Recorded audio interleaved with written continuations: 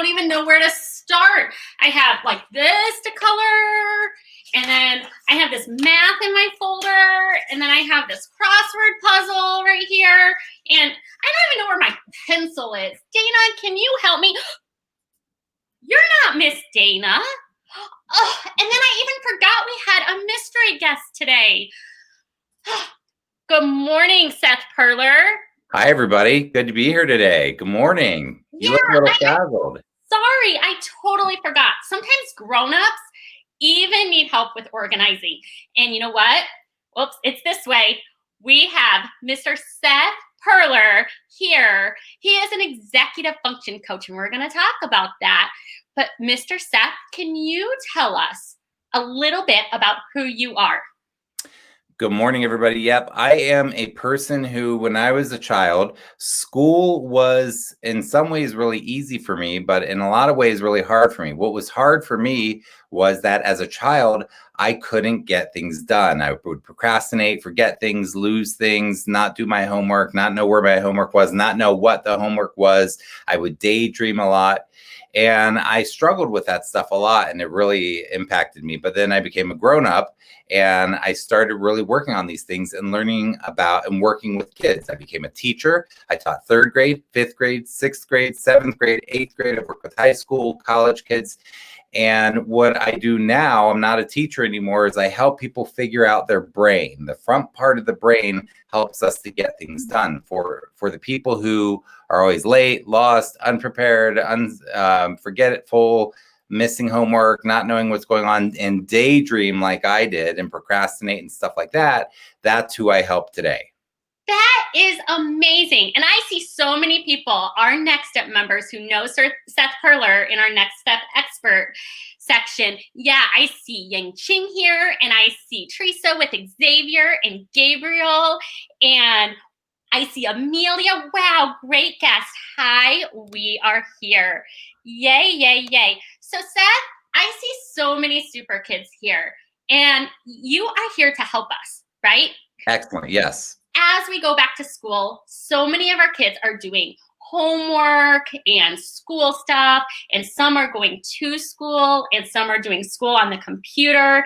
And even if you're not at school yet, you can still listen and do things like, sometimes when you color, think about all the steps it takes just to color. You have your coloring book you have to get, and your crayons you have to get, and deciding which color to use, and having it all ready, and finding a spot to color. There's so many things involved. I want to show off some of our super kids, Seth, and show you what phenomenal work they are doing. So I am going to show you what they have been doing. Hang on, I'm going to go right over here. And I want to show off Amelia. All right, so Amelia made a plan with her parents, with her grown-up, and Amelia thought, okay, my mom is working and doing other stuff, and I need to know about all the activities that I can do by myself, alone, beside my grown-up, and the things that I can do with help. And she huddled with her grown-up and came up with a plan of the things she could do by herself, beside a grown-up, and with help. And I just want to give just a big old woo like this. Yeah, I see Seth there saying, amazing, amazing job, Amelia. Awesome, Amelia. That's super creative. And Amelia, when we learn how to plan, that's going to help us have a better life. And it really helps what I do, which is called executive function. Your brain, when you make a plan, your brain is working in really good ways. So that is so good to see. Absolutely. All right, super kids, are you ready for our next one? Our thought monster time. Now, I don't know if Seth knows about how we do our thought monsters, but when Miss Caitlin came in and I was throwing all of my homework and I couldn't find my pencil, and I should have written it in my agenda, and I should have put my pencil right here so I knew where it was. I was having a major thought monster. Who can tell me what thought monster I was having? I'm going to give you a clue. Who can tell me? I was having the shoulda, woulda, coulda. And Mr. Seth, we have a lot of super kids with a lot of superpowers, and they noticed our little spelling mistake on our thought monster swap from last time. But sometimes we have the thought monster, like when we mess up, of I should have done this. Oh, if I only did this, oh, you know, if I would have done this, it would have been better. And I want to change that a little bit to the DJ Break It Down. And when we use our DJ Break It Down and we swap those thought monsters and we kind of chunk it, that is what Mr. Seth is going to teach us today. Who is ready? Let me know in the comments. Say, I am. Get your typing fingers ready. Say, I am. All right, Mr. Seth, you have a special activity for us for our Super Kid movement time. Oh, okay. Let's do that. All right. These are guitars. Yes. So as Mr. Seth is getting his guitar, we are going to get our air guitars. Who has played an air guitar before? All right, get your hands ready like this. I see Mead is ready. Might be a little bit loud. Is that too loud? I don't think it's too loud, but our super kids know that they can use one of their toolkits and maybe put their hands like this or use their headphones. So lots of our super kids have lots of toolkits. Hannah's ready for air guitar. Okay. All right.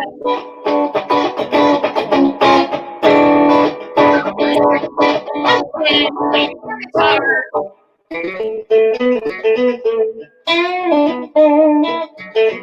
Oh, I'm getting all my wiggles out.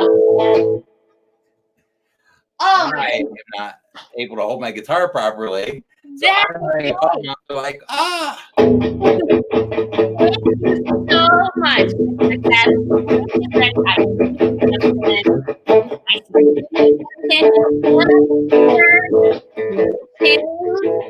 Oh, thank you so much,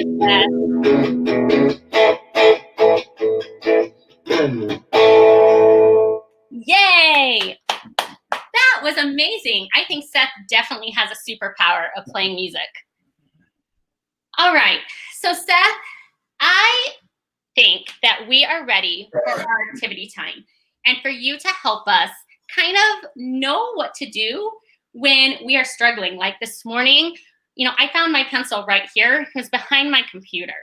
But there's a lot of time when I forget things. And there's a lot of times when I struggle to like write things down in my agenda, or I do my homework and then it doesn't always get back to the teacher.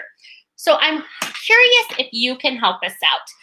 And I have 5 steps that I wrote out that I would love for you to help us talk about. You got it. And our first one is that I remember that you said homework is not just 1 step. I think you said it's like 14, right?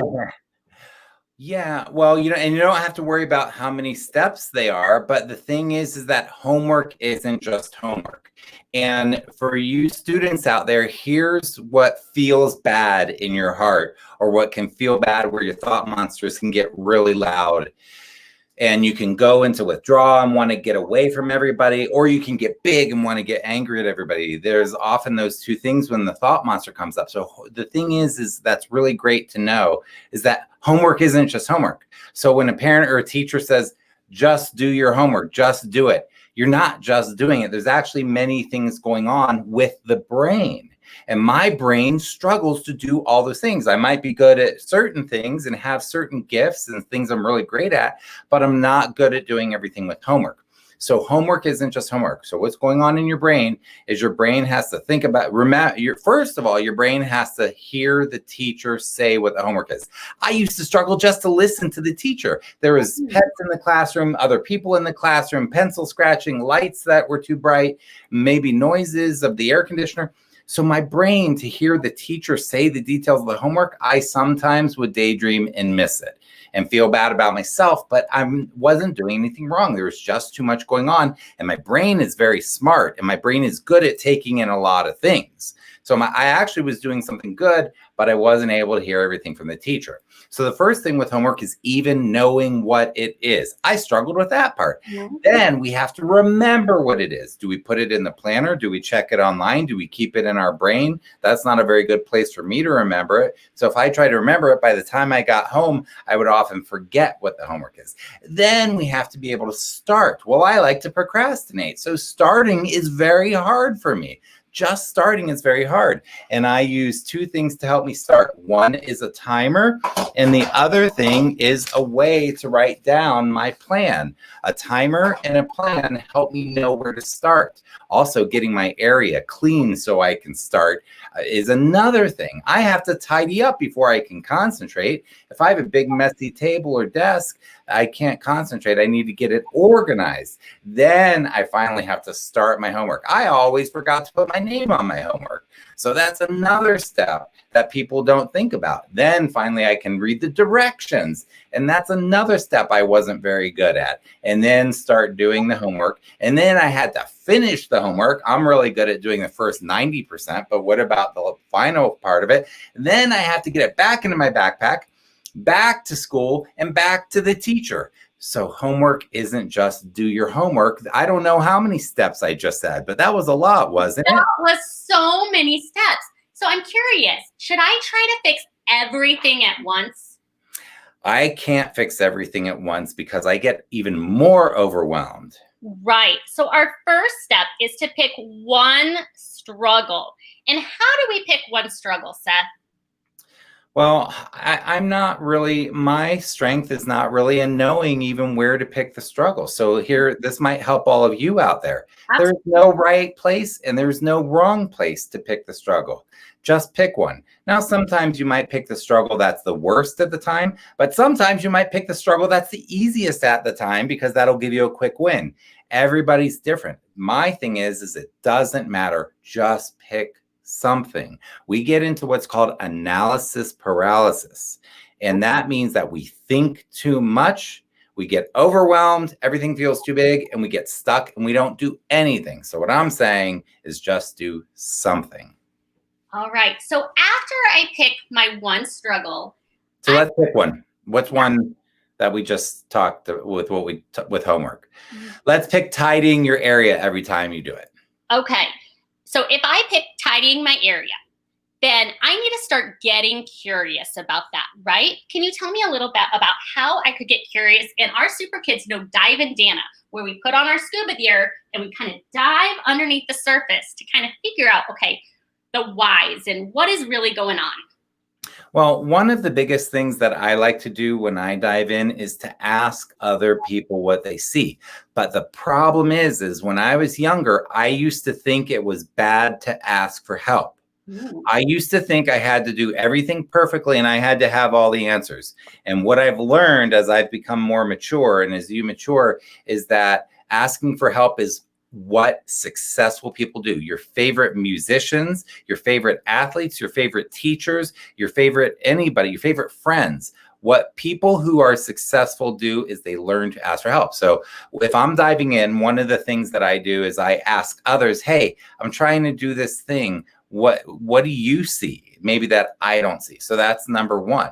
And the other thing is to stop and turn off the noise. We live in such a loud, noisy, chaotic world. 100, 200 years ago, for the rest of human history, we have never lived in a noisy world like we do now. We have electronics, we have devices, we have noises, we have airplanes, we have traffic going by, we have a million people all around. There's so much. We live in a very buzzy world, and we're all kind of used to it, but we don't realize that that's not what the world is supposed to be like.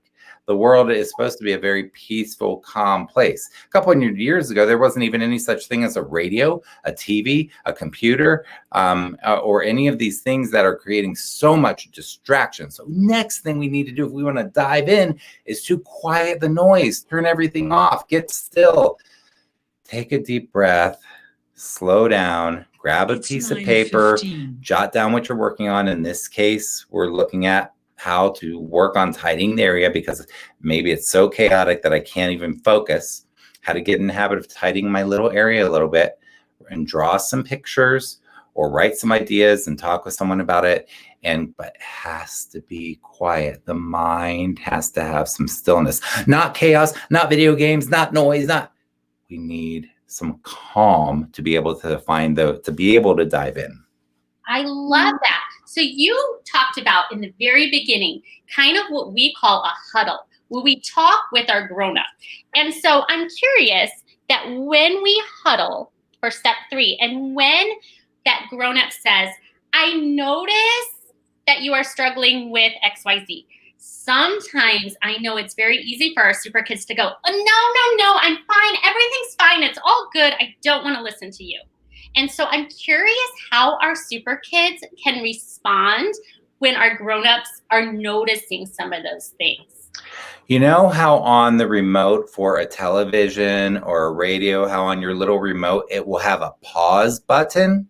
So if you are watching a movie you're really into, you don't want anybody to bug you. You want to be left alone so you can focus on what is important to you. Well, when something is more important than that movie, you hit the pause button. Maybe you have to use the restroom so bad that you have to hit the pause button. Maybe your food, you want to get a snack and you want to hit that pause button. Or maybe somebody's talking to you and you have to hit the pause button. Or maybe your friend just got there. What we have to do is we have to hit our own pause button. So when we're like, no, I've got it. Leave me alone. Get off my back. Stop bugging me. I know how to do this. Why don't you just trust me? When we get into that mode, remember when I said everybody needs help and we're saying, I don't need your help. We need to hit our own pause button and go like this.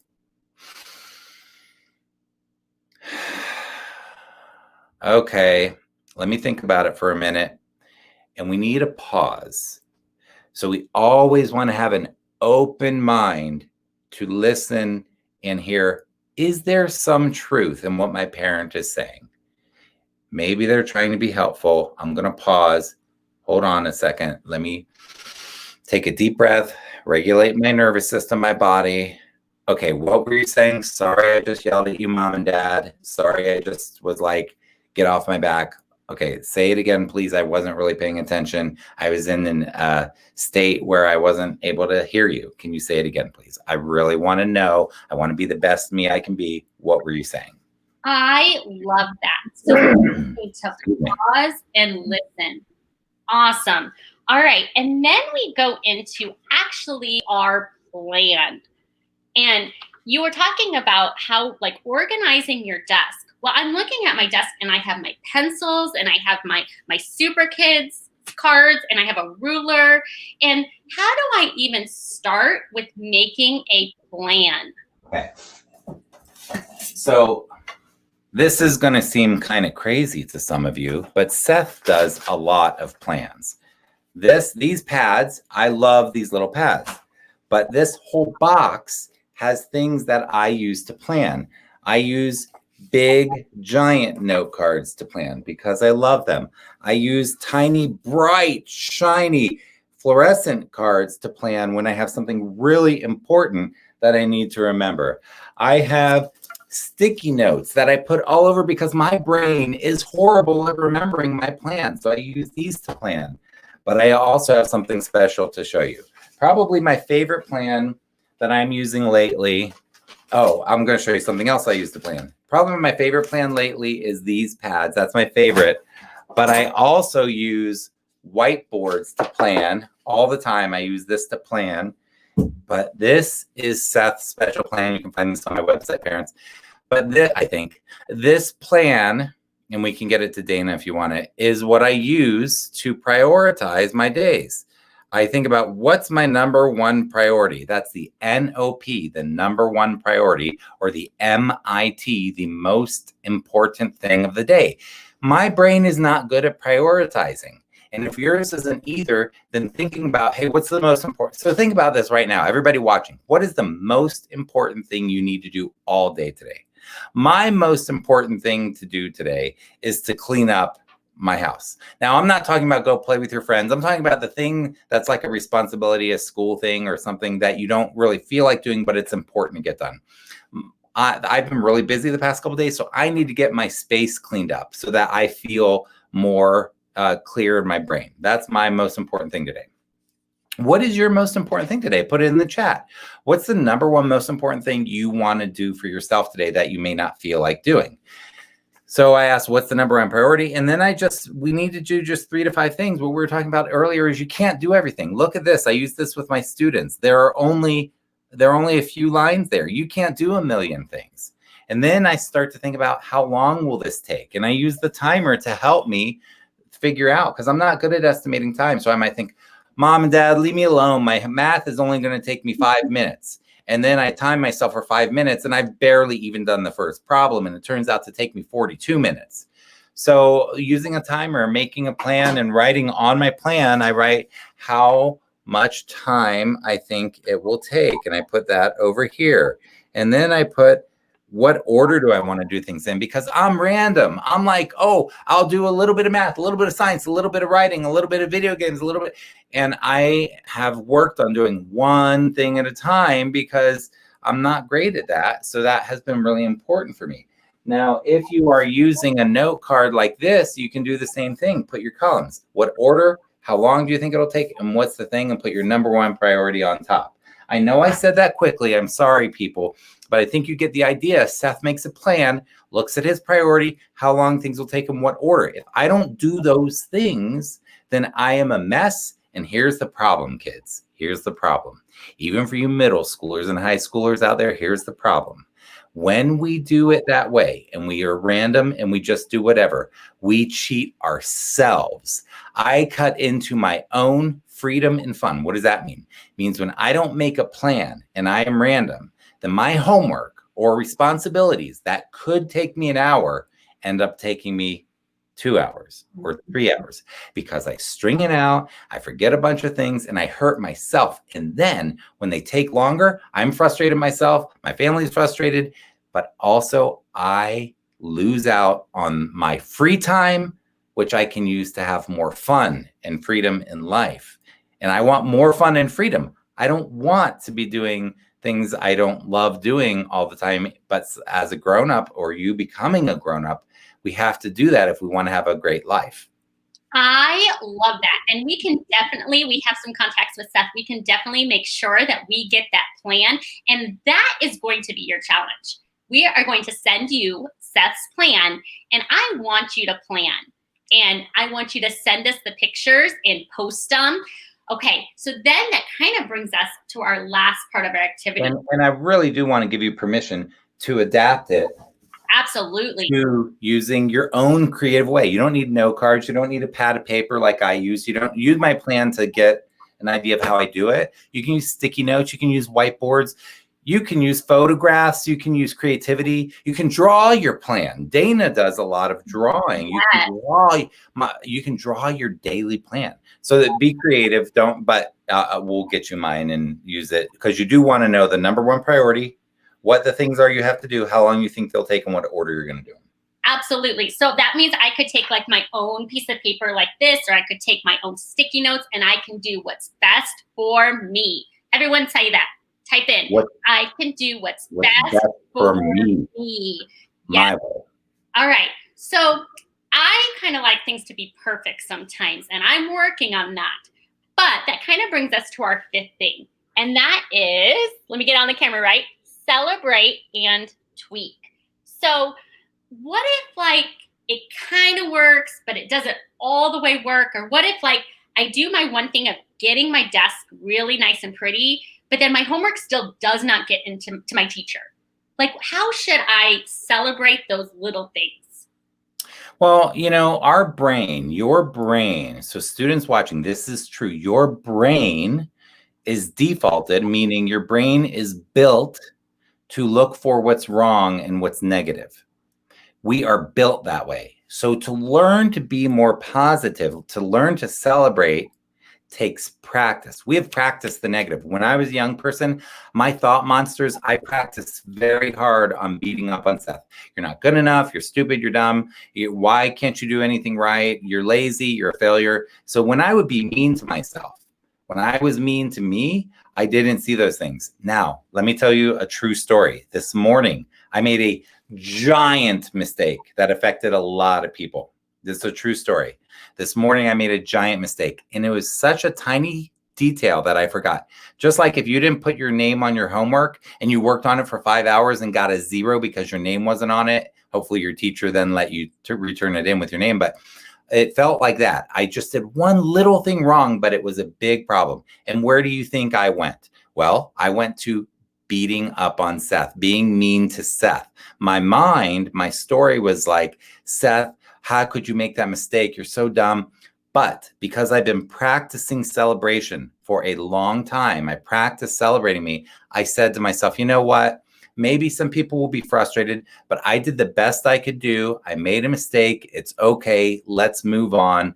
And look at, I did one thing wrong, but I did 1,000 things right. So I talk about the 3-to-1 rule. What we usually do is we can go to negative. I can't do it. I can't. I give up. This is stupid. Why do I have to do this? And we resist.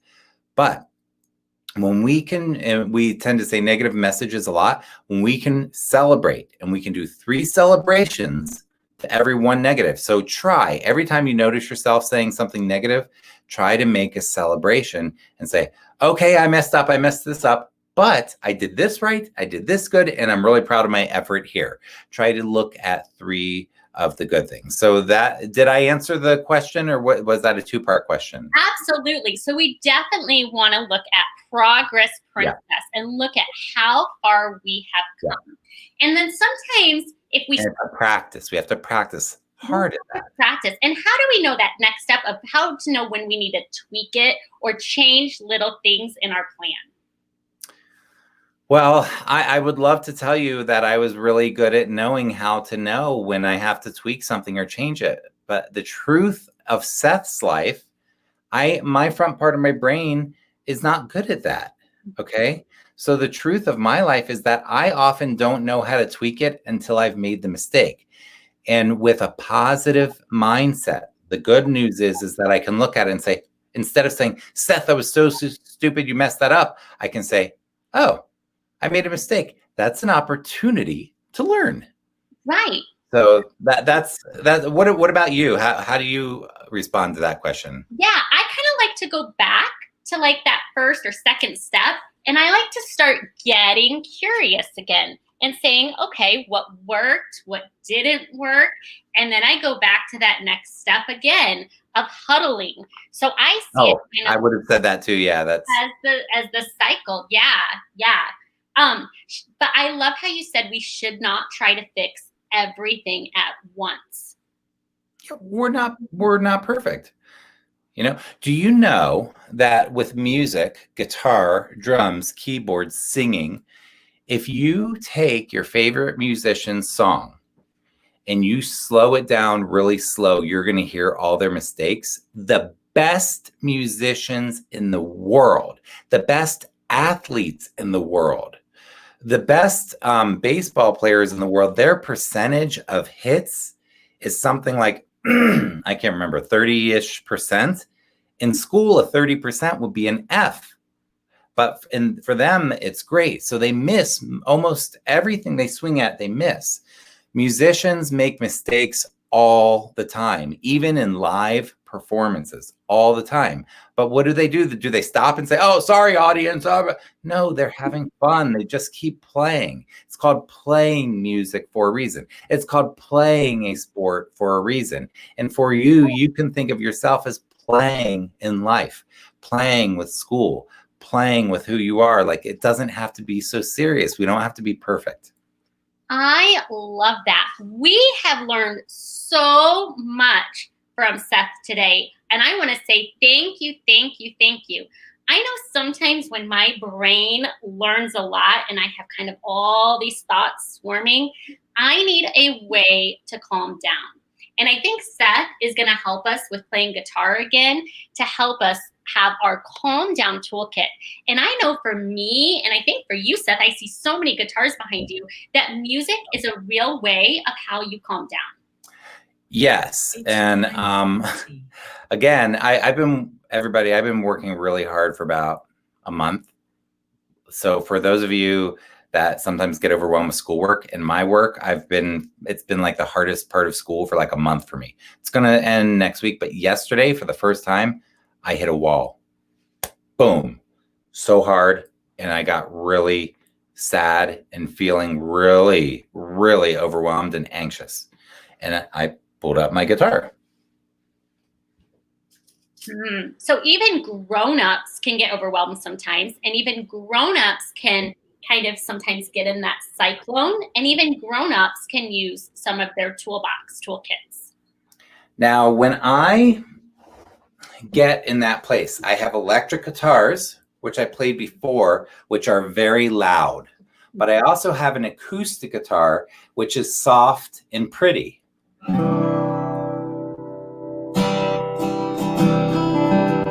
So when I get overwhelmed, I will play this type of a guitar because it's so much more calm. So what I want you to do is notice how your body feels. Now listen to this. How does your body feel when I do this?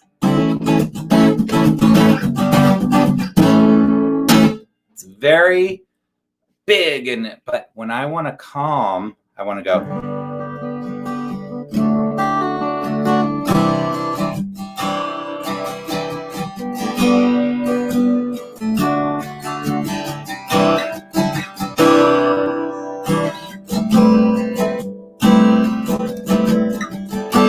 Feel it in your body.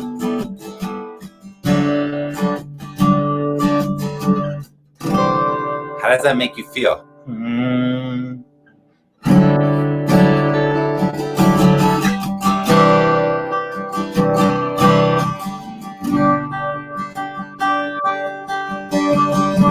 It's very calming. Now I want to show you one other thing. There are happy songs.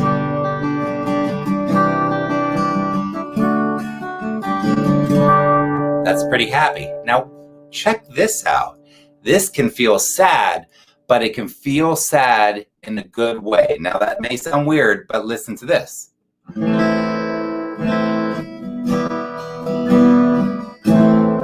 This is a sad song.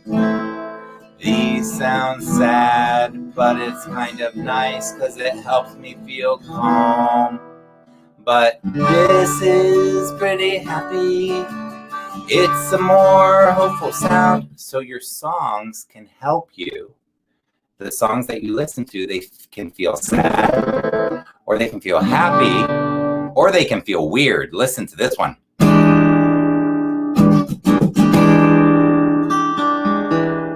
So there are so many ways we can use music to feel different emotions.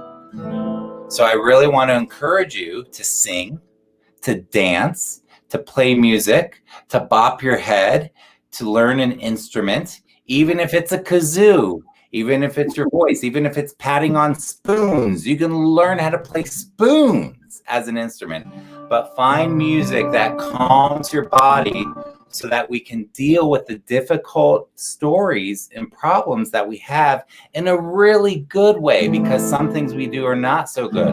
Like being on electronics and TV sets all day long is not good for our nervous system and doesn't help us learn how to do that. And one more thing I want to say is that there's a music that I love called the blues. In the blues, there's happy blues and sad blues.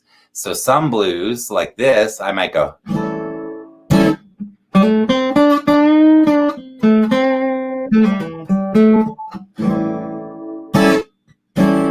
And then I might have a happier one.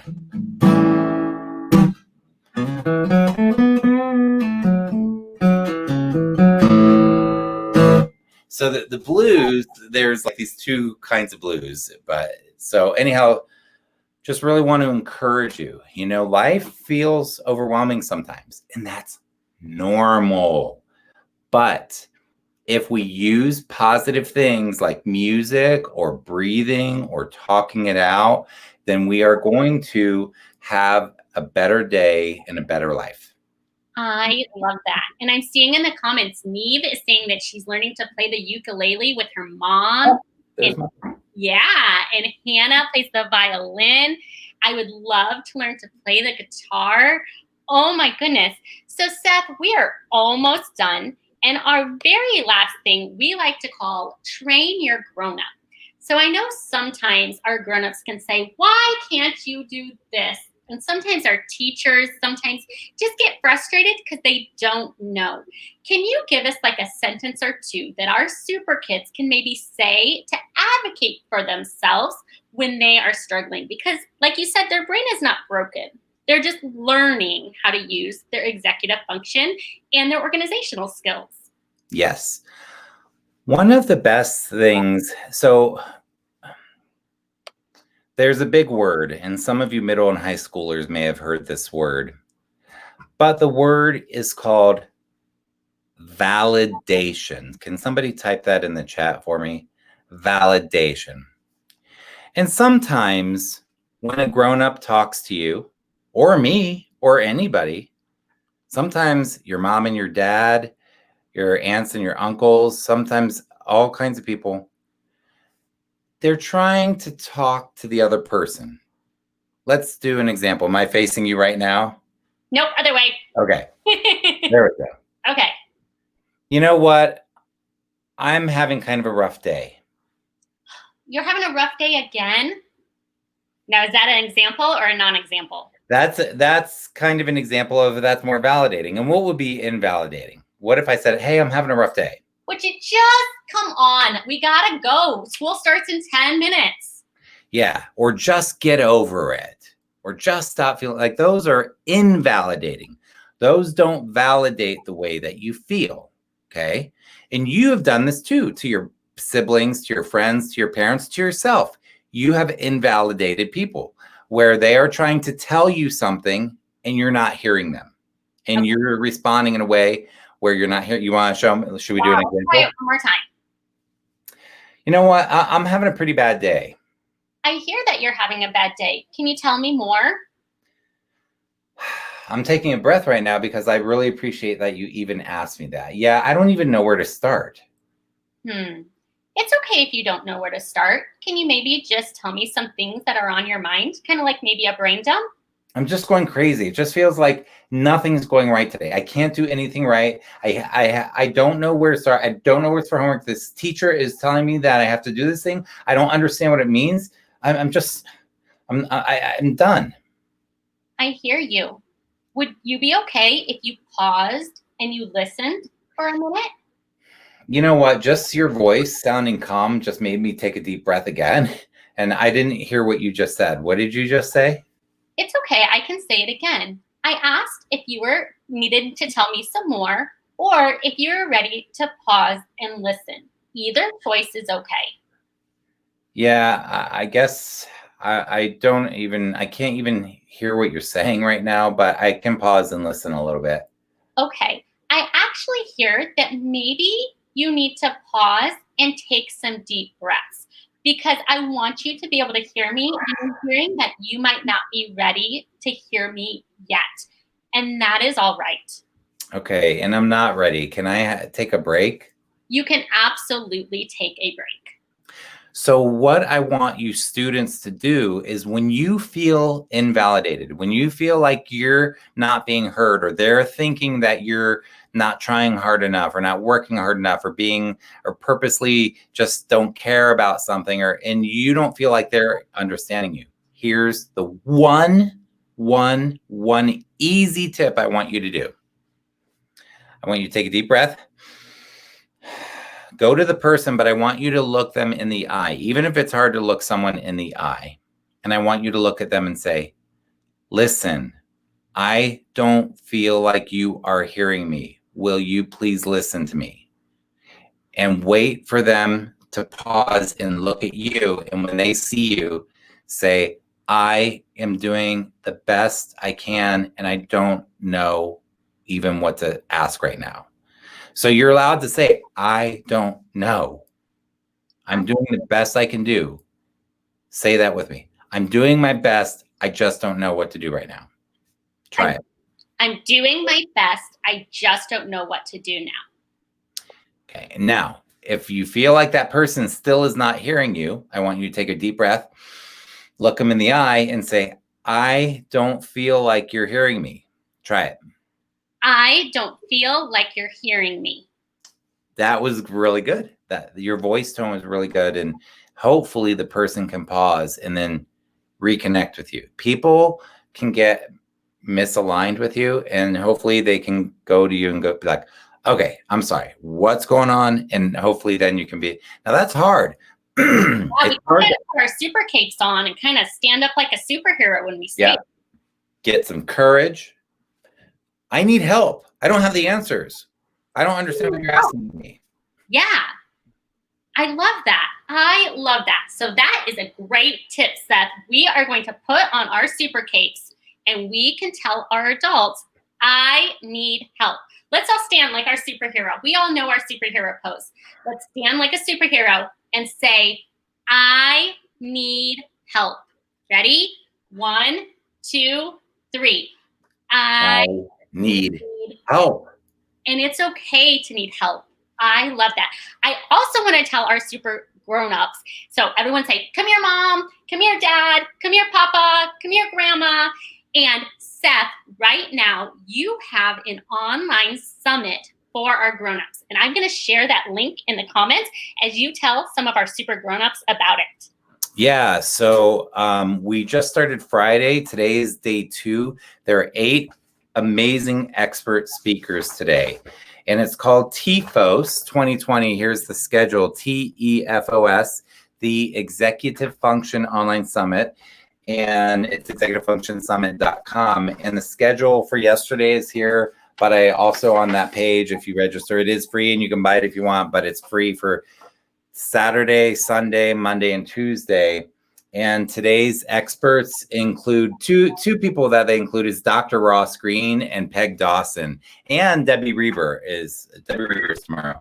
But just some amazing human beings that if you don't know Ross Green and Peg Dawson as parents, they're 2 giant personalities in the parenting space that I interviewed for this. And for them alone, you should check in today and check them out. They'll be available today. Tomorrow, there will be 8 more speakers. Absolutely. I learned so much today. And I put our link down. I get stuck. Yeah, I do too. Image too.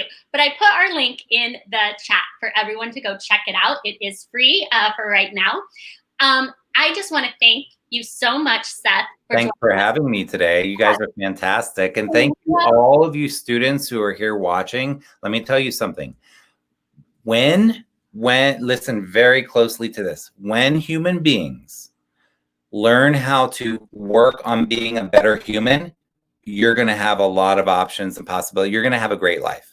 When people don't look at themselves and don't work on being a better person, they end up having very difficult times as an adult, and they end up struggling, and they end up learning things the hard way. You who are here, that is amazing because you are actively working on who you are. That is called introspection, reflection, metacognition, self-awareness. There's a lot of words for it. Doesn't matter. You're making yourself a better person by taking time to do things like this. Awesome. Awesome. Awesome. And I see our super kids already typing, thank you. This was so good. So I would love our super kids to post their biggest takeaway. What's the #1 thing that you learned today? Type it in the comments. What's yours? Mine, I learned a little bit more about the conversation that when my kids are having a bad day, how I can listen to them a little bit better, and also how I can teach my super kids how to kind of stand like a superhero. Because sometimes I get kind of rushed too as a mom. I have 4 kids, and I get kind of rushed as a mom too of, okay, we got to eat breakfast, and we got to get dressed, and we got to get out the door. And sometimes as a grown-up, I just need to pause and listen to my kids when they are struggling. Yeah, the pause button. The pause button. Yes, I think the pause button is my biggest takeaway. All right. Thank you so much, Seth. Everyone wave goodbye, and we will see you next week. Bye-bye. Take a deep breath. Have a good day.